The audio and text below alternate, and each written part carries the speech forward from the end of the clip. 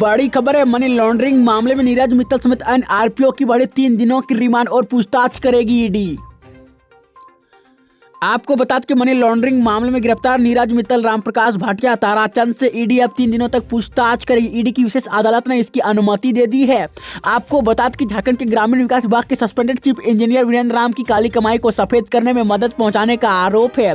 इसी मामले में ईडी ने पिछले दिनों तीनों आरोपियों को गिरफ्तार किया था और ईडी उनसे पूछताछ कर रही थी। वहीं पीएमएलए कोर्ट ने ग्रामीण विकास विभाग के suspended chief engineer Virendra Ram के 3 मददगार नीरज मित्तल, रामप्रकाश भाटिया और ताराचंद को 5 दिनों की रिमांड ईडी को दी थी।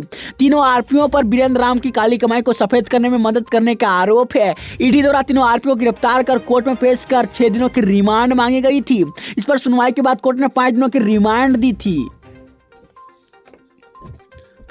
इसके साथ ही ईडी ने वीरेंद्र राम की काली कमाई की मनी लॉन्ड्रिंग के आरोप में दिल्ली के सीएम मुकेश मित्तल के सहयोगी नीरज मित्तल, हवाला कारोबारी रामप्रकाश भाटिया और फर्जी आधार व पैन के सहारे कंपनी बनाने वाले ताराचंद शामिल है।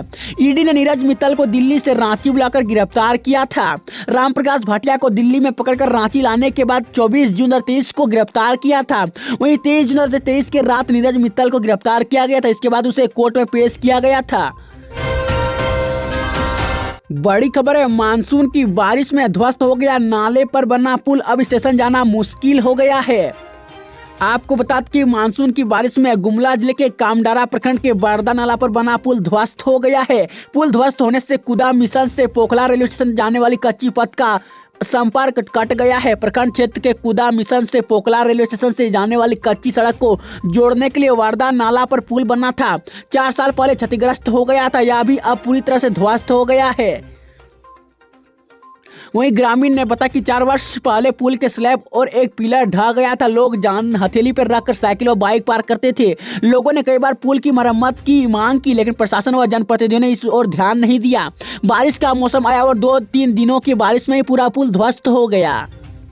वहीं ग्रामीणों का कहना है कि करीब 30 वर्ष पहले पुल का निर्माण हुआ था। नए पुल के निर्माण में जनप्रतिनिधियों की कोई दिलचस्पी नहीं है। गुमला के सांसद सुदर्शन भगत, विधायक जिग्गा सुसारन होरो, जेपी सदस्य दीपांकर कुंडलना से इसकी मरम्मत कराने या नए पुल बनवाने की मांग की गई, लेकिन किसी ने इसकी पहल नहीं की। बड़ी खबर है, वैद्यनाथ धाम ही नहीं, झारखंड के ये शिव मंदिर भी है बेहद प्रसिद्ध। सावन में भक्तों की उमड़ती है भीड़।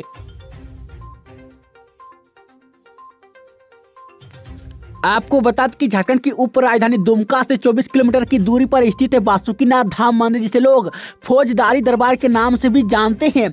ऐसा कहा जाता है कि अगर आपने देवघर के वैद्यनाथ धाम मंदिर से माथा टेकने के बाद इस मंदिर का दर्शन नहीं किया तो आपकी पूजा अधूरी है। बिहार के सुल्तानगंज से गंगा जल लेकर लाखों लोग श्रद्धालु आते हैं और भगवान शिव को यहाँ जल अर्पित करते हैं। वहीं झारखंड के देवघर में स्थित है वैद्यनाथ धाम मंदिर, जिसे लोग बाबा मंदिर के नाम से जानते हैं।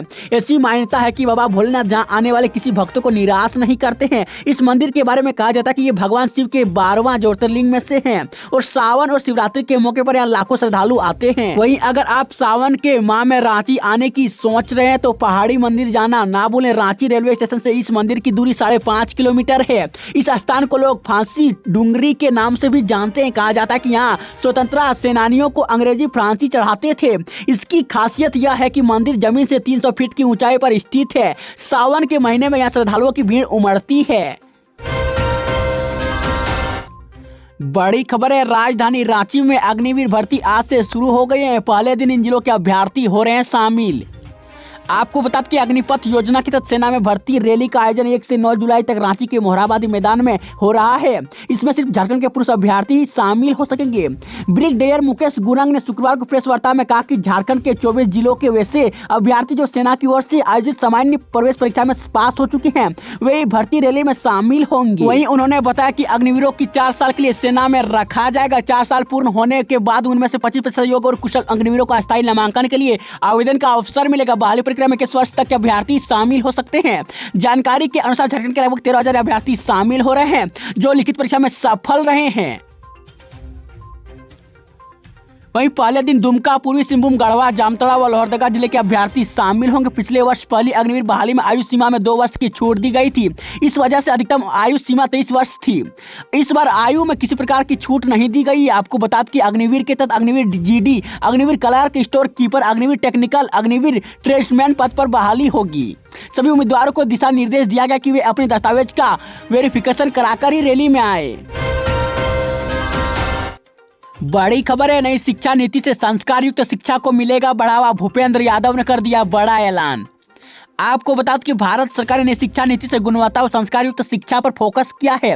इसकी शुरुआत विद्यालयों में बच्चों में संस्कार देने से होगी। युक्त बातें केंद्र कैबिनेट मंत्री भूपेंद्र यादव ने शनिवार को योगदा सत्संग स्कूल धुरवा के नए भवन के उद्घाटन समारोह में कही है। इस दौरान उन्होंने योगदा कॉलेज में बनाए गए सभागार का भी उद्घाटन किया। वहीं केंद्र मंत्री ने कहा कि शिक्षकों का दायित्व है कि बच्चों को देश की संस्कृति के बारे में बताएं ताकि बच्चों में अपने देश के प्रति सम्मान की भावना बढ़े। सरकार की यही सोच है कि बच्चों में संस्कार के बीज बोए जाए, इसीलिए नई शिक्षा नीति तैयार की गई है। कहा प्राचीन शिक्षा नीति में रटने की पद्धति थी, लेकिन अब बच्चों में समझ के साथ संस्कार विकसित होंगे। उन्होंने योग और पर्यावरण संरक्षण के लिए प्रयास बढ़ाने पर जोर दिया है। कहा कि योगता सत्संग सोसाइटी की ओर से इस क्षेत्र में काफी बेहतर किया जा रहा है। वहीं योग सत्संग सोसाइटी के राष्ट्रीय उपाध्यक्ष स्वामी स्मरानंद ने विभिन्न कार्यक्रमों व कार्यों के बारे में जानकारी दी है। उन्होंने मेडिसिन और योग पर ज्यादा ध्यान देने की बात कही। संस्कार को जीवन की पूंजी बताते हुए कहा कि शिक्षा ऐसी होनी चाहिए जिससे बच्चे संस्कृत हो। अंत में योगदा सत्संग सोसाइटी के सचिव स्वामी ईश्वरानंद ने धन्यवाद ज्ञापन किया। मौके पर DG CID Anurag Gupta, school के प्राचार्य कृष्ण शुक्ला सहित गणमान्य लोग मौजूद थे।